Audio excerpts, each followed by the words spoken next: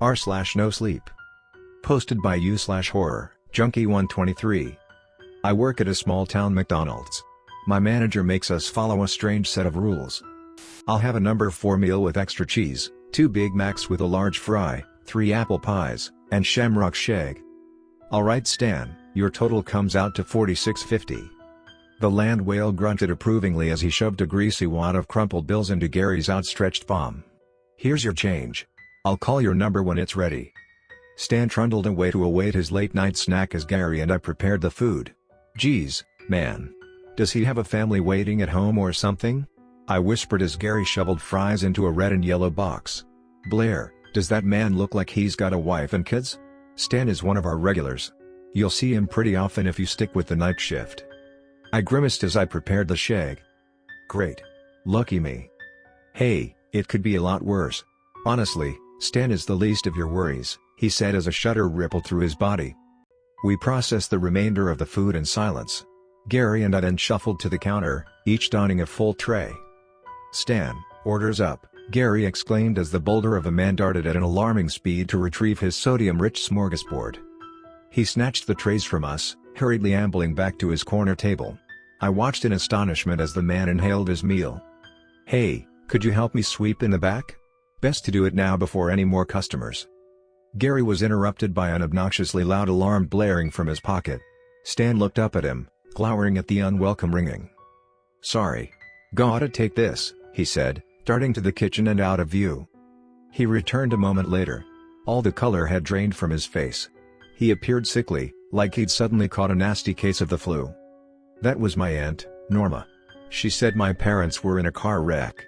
Apparently my mom is in critical condition. He stared off into space, his brain slowly processing the tragic information it had just received. Gary, I'm so sorry. Do you need me to call someone? He snapped out of his trance, tears brimming in the corners of his eyes. He quickly wiped them away. No, I'll be fine. Okay. But with all due respect, what are you still doing here? Go be with your family, dude. I can handle closing up on my own. He locked eyes with me, a stern determination creeping over his countenance. You're right. I need to go. Here, take my key to the restaurant. There's a list of rules in Dave's office. Go read them the first chance you get. You need to follow them to a T, no matter how ridiculous they sound, got it? Yep, I'll take care of it. Now go, I said as Gary handed me a small silver object. He sprinted out the front door, letting it slam shut behind him. I fashioned Gary's drive-through headset below my hat and headed to the back to familiarize myself with the nighttime protocols. I laboriously pushed open the door to Dave's office. You'd think that thing was made from solid gold with how heavy it was. I surveyed my surroundings, my eyes immediately falling to the life-sized portrait beaming back at me. Really, Dave? Even I'm not that self-absorbed, I muttered, continuing my search. I defaulted to the pockmarked bulletin board to my right. There they were, posted clear as day. I swiftly scanned over them. Rules for the night shift. 1. You are allowed a 7-minute grace period. No exceptions. 2. If a hooded figure knocks at the drive-through window, do not answer it. Stay out of its direct line of sight and it will leave. 3. If Stan claims that you forgot his pickles, offer him a free complimentary chocolate shake. If he refuses, lock yourself in the office and call Dave. 4. No outside food or drink. 5. If a blood-like substance begins seeping from under the grill, mop it up until it stops. No, it is not blood. 6. An old woman in a shawl will come in exactly 10 minutes past 1. Avoid looking at her for too long. She will not leave until you ask her where Tony is. 7. If a small child appears telling you he lost his mother, ignore him. He does not have good intentions.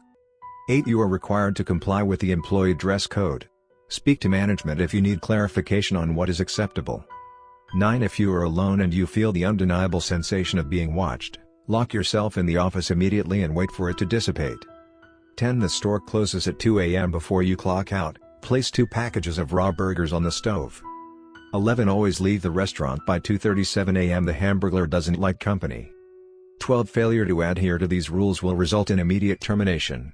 Do not hesitate to call Dave if you have any questions or concerns. Dave's phone number was hastily scrawled at the bottom of the page. I stared at the list, unsure of what to make of it. Was this some sort of cruel prank on the newbie? Maybe Gary was in on it. I resolved to wait and find out for myself, and I made my way back to the counter. Upon seeing me approach, Stan rapidly stood from his seat and sidled up to me. Can I help you with something?" "Yeah.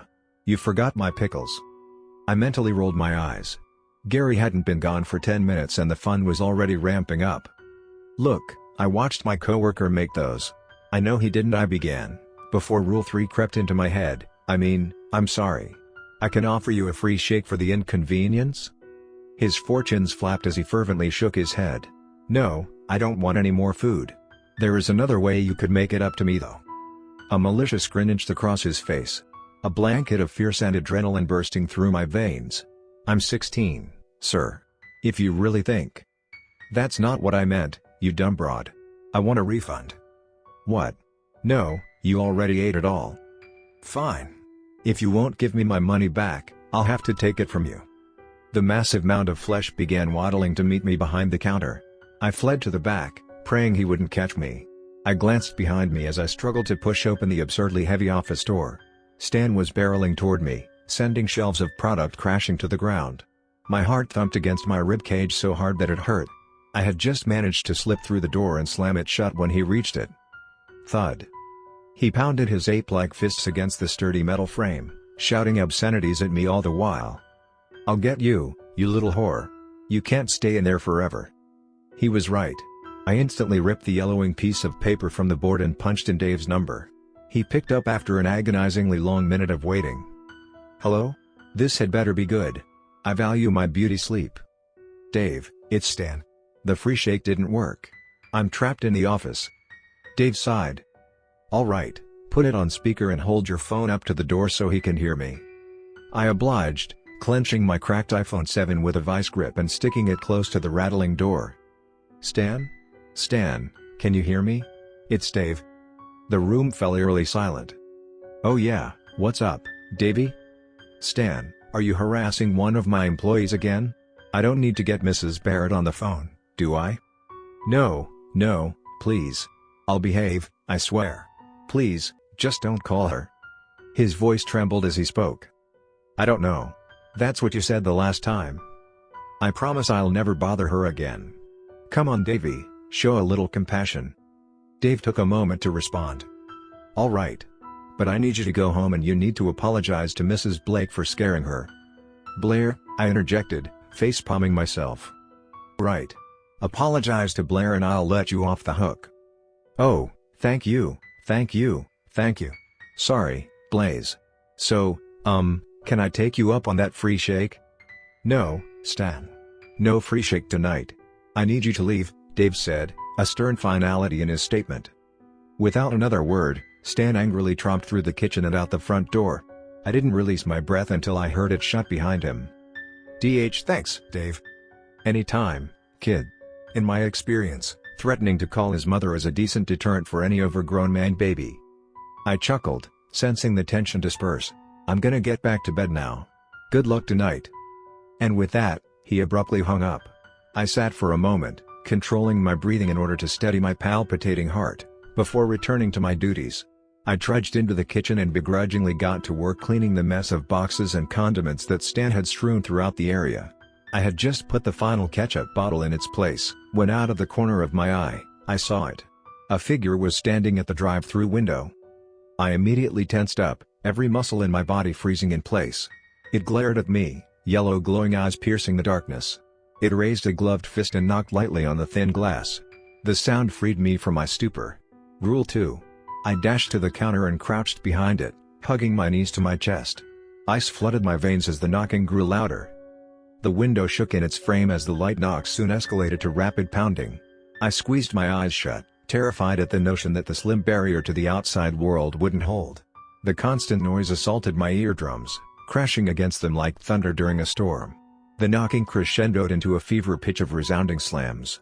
Just when I thought that I might lose my sanity, it stopped. I glanced up in the midst of the unsettling silence I found myself in. It was gone. As if the entity had never appeared in the first place. I gradually stood, and took my time getting my bearings. I hesitantly peeked around the corner at the drive-thru. Nothing. Not so much as a scratch on the glass. I glanced down at my phone. 12:15 a.m. less than 2 hours. I could handle it, right? I began sweeping like Gary was beginning to ask me to do prior to receiving his unfortunate news. I was thankful for a break in the action. I didn't know how much more I could take. Apparently I could take a lot more, as I came to find out.